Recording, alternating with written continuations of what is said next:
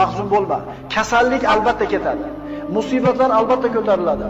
Gunohlar kechiriladi, qarzlar uziladi, mahbuslar ozod bo'ladi.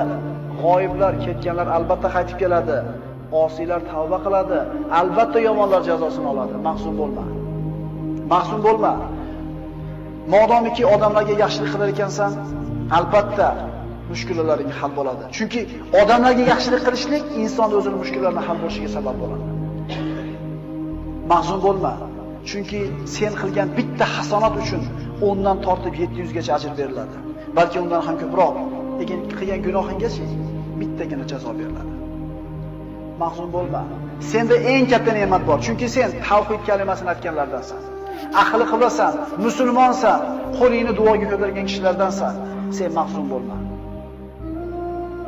Mahzun bo'lma, chunki sen hayotning yengil og'ir, issiq sovuq, faqir boy holatida ham foyda ustdasan.